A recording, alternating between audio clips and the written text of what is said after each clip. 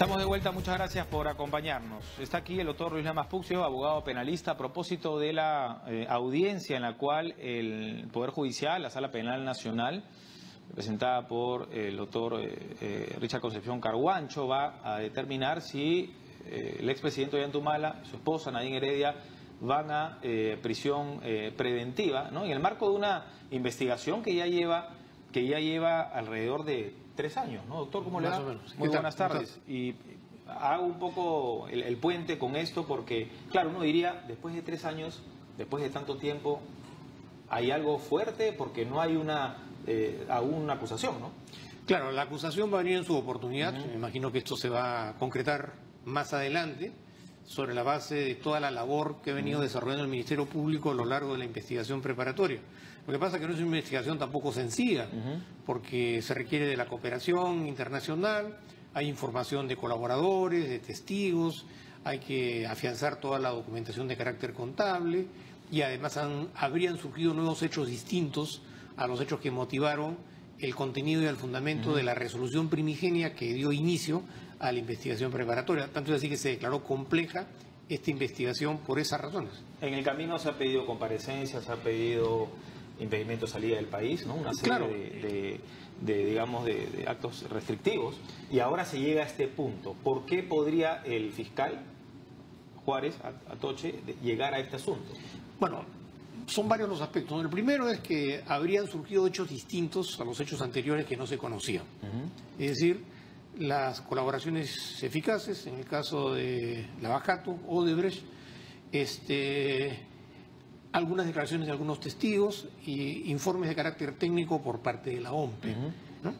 Pero en realidad eso no es que desvirtúen ni fortalezcan los primeros elementos de convicción que estuvieron planteados en la primera disposición que dio inicio a la investigación preparatoria. Hay información distinta respecto a que Ollantumala habrían recibido $3 millones de acuerdo a lo que se señaló en una colaboración eficaz. Pero esos elementos, desde mi opinión personal, no justificarían una detención de carácter preventivo. Entre otras razones, porque en principio Ollantumala no puede salir del país. Él tiene impedimento, pero Nadine Heredia no. No es que tenga impedimento, pero dice la disposición de que para poder salir necesita una autorización. En las condiciones que estamos es fácilmente imaginarnos que eso no va a suceder. Correcto. En el caso de Nadine, ella ha salido, pero también ha regresado. Ha vuelto, claro. Por otro lado, ellos en todo momento han estado asistiendo a las diligencias que han sido programadas para tales efectos. No hay entorpecimiento, que sería... Bueno, parece que hay unas grabaciones en las cuales se estaría manejando términos en el sentido que se estaría dando plata a determinadas personas para que varíen sus declaraciones o alteren el marco probatorio. Pero eso requeriría en todo caso también someterse al contradictorio, ¿no? Entonces, yo creo que la prisión preventiva es una medida excepcional, ¿no? Lo cual de ninguna manera implica que se esté desnaturalizando la investigación. Tampoco estamos acá en alguna forma apañando o amparando la impunidad, porque para eso hay una investigación. Va a venir la etapa más importante, que es la etapa del juicio. En el juicio se va a someter a todas las contradicciones posibles estos elementos de análisis, los elementos de convicción, porque la prisión preventiva es exclusivamente una medida de carácter procesal. Se ha puesto de moda la prisión preventiva, ¿no? Bueno, yo creo que hay un exceso. En los últimos años hay un exceso, ¿no? Hay un exceso, sobre todo porque entendíamos que con la vigencia de este nuevo Código Procesal Penal iban a quedar desterradas esas lacras que caracterizaban al sistema de justicia, en la cual se abusaba y se encarcelaba a diestra y siniestra. ¿Quién te devuelve ese tiempo? Así es, ¿no? Entonces, este nuevo Código Procesal Penal irrumpe en la vida histórica del país como un código eminentemente garantista, que respeta los principios que están establecidos en la Constitución. Y como tú acabas de manifestar, estamos viendo que se está pervirtiendo la prisión preventiva, evidentemente en algunos casos porque hay una presión mediática, hay una presión política, pero tampoco no debe abusarse porque de lo contrario se desnaturaliza este aspecto que es fundamental. Uno de los puntos expuestos tiene que ver con la salida de las hijas de la familia Humala Heredia. En este momento yo creo que no viene a colación porque los niños hay que respetar sus derechos. Estar mencionando mucho en qué situación están. Entiendo que salieron con la abuela, con la madre de Nadine Heredia, pero ella ha vuelto, no sabemos si ellos... Pero yo digo, ¿no? Si es que yo me expongo a una prisión, o en todo caso a un proceso duro, difícil, en el cual va a estar mi nombre en los medios de comunicación, y yo no quiero que mis hijos pasen por ese calvario, digamos, ¿no es acaso normal que uno quiera que los hijos estén fuera? Claro, o sea, cualquier persona en su sano juicio que tiene una familia constituida, en la que, por razones que todos conocemos, es constantemente objeto de noticias y de acusaciones y de una investigación, lo primero que voy a tratar es de proteger a mis hijas menores para los efectos de evitar pues todo este proceso de estigma, claro. Porque no solamente son los medios de comunicación, imagino que ellas asisten a un colegio, tienen amigas y una serie de hechos, ¿no? Pero en todo caso esas son decisiones muy personales de la familia Humala que tendrán que ser resueltas en esos términos, pero son decisiones que hoy en día podrían llevarlos a una prisión preventiva, ¿no? Porque ese es uno de los argumentos, ¿no? Claro. Quieren sacar a las hijas porque ellos después van a fugar. Claro, en la resolución, en el pedido de la detención preventiva, uno de los elementos en cuanto al análisis del peligro de fuga es lo que ellos denominan como el anclaje familiar. Claro. Es decir, el hecho de que las niñas hayan salido en esas condiciones, entre otras cosas, hace presumir que estarían pensando en cualquier momento fugarse de la justicia. Y eso, como te vuelvo a señalar, es materialmente imposible porque Ollanta tiene una restricción en el sentido de que para salir requiere autorización y Nadine, como te había señalado, ha regresado. Entonces, ¿para qué, establecer estos elementos aún mucho más conflictivos que en alguna medida desmerecen el debido proceso? ¿Por qué? Porque no pensemos que el Perú es una isla. El Perú es parte del sistema interamericano de derechos humanos y después el Estado peruano termina siendo denunciado ante la Corte Interamericana por haberse violado el debido proceso. Entonces, en la medida de lo posible hay que evitar este tipo de planteamientos. ¿Por qué? Porque generan pues todo un debate de esta naturaleza y esto tendrá que ser resuelto y dilucidado en la etapa de juicio oral. Ahora, ya hablamos sobre la forma, ahora hablemos sobre el fondo, porque aquí también supuestamente hay un delito de por medio. He escuchado al fiscal, ¿no? Citar algunos aportantes o supuestos aportantes o fantasmas, porque varios además dicen que ellos no aportaron menos lo que se dice. Y claro, es escandaloso esto, porque uno dice, ¿y el dinero dónde está? ¿Quién lo cogió? Y se utilizó para el patrimonio, que es también lo que se señala, que con eso se compraron un auto, una casa, entiendo eso. Pero también en la ley electoral, los partidos políticos, el tema del financiamiento no te dice que hay una sanción, digamos que no es un delito, es una falta administrativa. Me pregunto, ¿podría el juez crear jurisprudencia con este asunto? O sea, ¿llevar eso al delito? Bueno, eso en la etapa que corresponda, ¿no? Porque en este momento solamente lo que se discute es la prisión preventiva. Correcto. Pero claro, hay un tema que todavía no ha sido...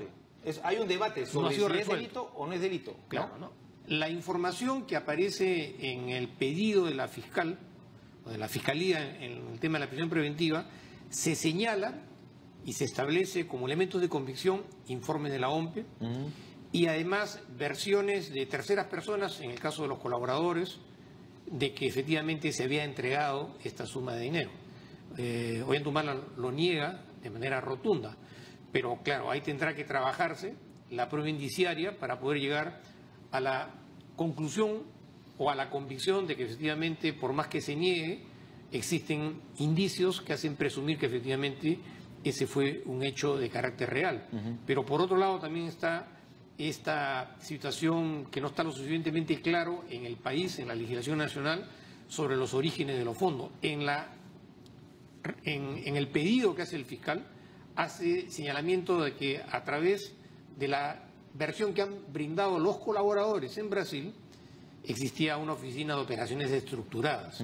Que el dinero que se manejaba en esta oficina, que se utilizaba para coimear o para saber todo lo que ya conocemos, tenía una procedencia absolutamente ilícita. Pero eso es una versión. Es una versión, claro. Eso tiene que someterse al contradictorio. Claro, pero estamos en una etapa previa. En todo caso, el fiscal puede decir, hay ciertos puntos, la convicción, como usted señala, que puede determinar más adelante que que esta caja era una caja B, una caja Claro. negra, qué sé yo, y que se va a demostrar que son fondos ilícitos y eso comprometería a Ollanta y a Nadine Heredia. ¿Se podría llegar a eso? Y Bueno, si no se llega a eso, ¿se cae el delito, digamos? Mira, ahí hay dos planteamientos, no solamente en el caso de las operaciones estructuradas, sino también en cuanto al dinero que provenía del gobierno venezolano, Sí, también se ha que mencionado. está, digamos, enroscado en una serie de versiones, aseveraciones, declaraciones de testigos.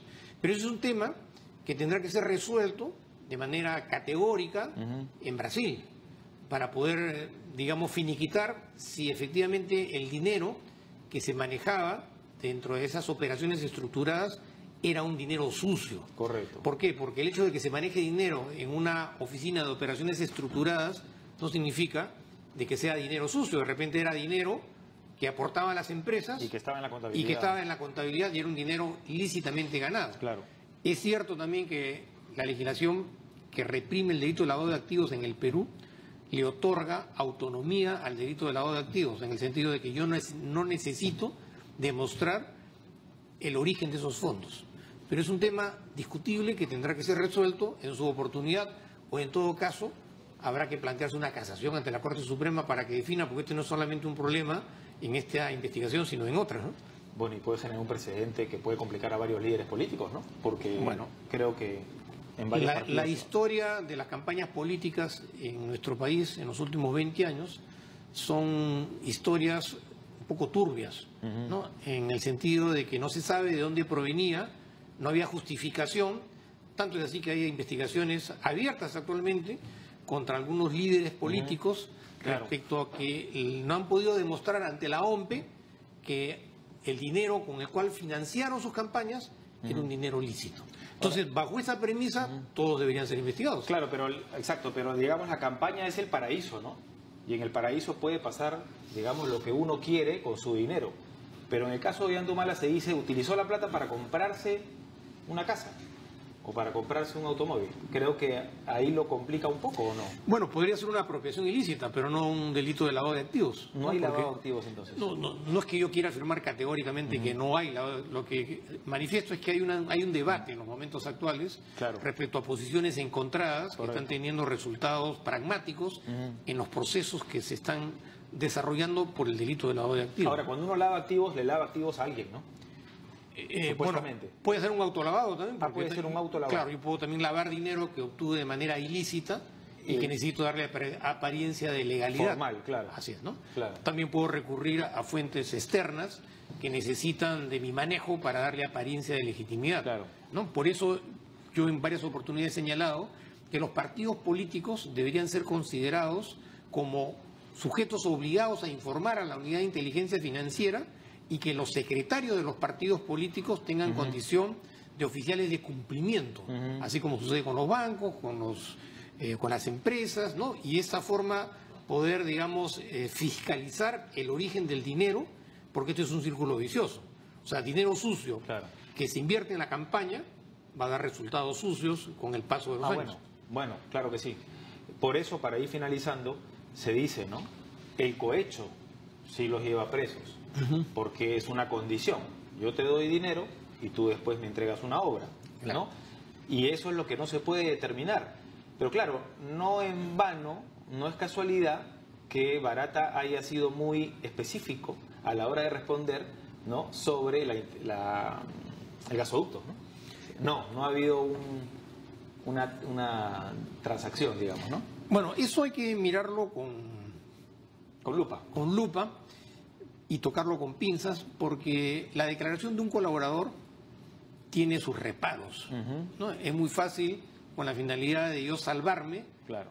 decir Todo. lo que se me ocurra. Y yo tampoco no lo puedo tomar como cierto. Pero tiene que probarlo, entiendo, el colaborador, ¿no? Debería probarse, por eso justamente en eso radica el cuestionamiento a este pedido, en la que se toman como hechos ciertos, hechos que todavía no han sido corroborados y que además han sucedido en jurisdicciones que no son la del Perú. Correcto. Entonces, ¿hasta qué punto es creíble o no creíble lo que dice un colaborador eficaz? si al final de cuentas lo que yo persigo es simplemente zafarme del asunto para tales efectos, pues, disparo de este siniestro, ¿no? Bueno, nosotros parece que somos miembros de la sala penal porque nos estamos yendo más allá. Creo que lo que debe ocurrir, como usted señalaba en un principio, doctor, es que en esta audiencia se valore si es que hay peligro de fuga o no, o claro, digamos las acciones que ponen en riesgo el proceso, ¿no? Claro. El proceso que además está en etapa preliminar, porque todavía ni siquiera juicio oral, ¿no? Claro, porque esto no es favorecer la impunidad. Claro, la opinión pública dice con justa razón, no hay que encarcelarlos, claro, porque nos robaron, claro, traficaron, son unos corruptos, pero eso se va a ver en su momento. El fiscal lo que quiere es tener a los señores acá y poder recurrir a ellos. No solamente tenerlos acá, meterlos a la cárcel. Cuando quiere. Bueno, eso imagino, pero más adelante, pero cuando presente algo, ¿no? Porque hasta ahora no ha presentado nada. Hay una serie de elementos de convicción que la Fiscalía ha desarrollado en su pedido. Está avanzando, pero también habrá que escuchar qué cosa es lo que dicen los abogados. ¿Por qué? Porque hay una igualdad de armas entre lo que pretende el fiscal y lo que dicen los abogados. Y el juez debería ser imparcial, ¿no? Ser objetivo y solamente ceñirse a los mecanismos estrictamente de carácter procesal. Una muy pequeña. Ollanta ayer decía: a mi esposa no sé por qué la meten si ella no ha sido funcionaria pública. Bueno, es un tema discutible, ¿no? Porque hay otras fórmulas de carácter jurídico a través de los cuales, como se conoce el extraneus o el intraneus, personas que no tienen condición de funcionarios públicos pueden ser incorporados de un delito de corrupción en la que se supone que todos los que han participado tienen condición o tienen condiciones de funcionario público. Ese es un tema discutible. Ahí hay jurisprudencia que se ha desarrollado que ha permitido incorporar a personas que no tienen condición de funcionarios públicos en casos de corrupción. Correcto. Doctor, gracias, muy amable. Gracias a ti. El doctor Luis Maspucio, abogado penalista, a propósito del pedido de prisión preventiva para Ollanta Humala y Nadine Heredia. La audiencia continúa en la Sala Penal Nacional. Vamos en cualquier momento a trasladarnos hasta ese lugar. Por lo pronto hacemos una pausa. Hay más, con 7.3.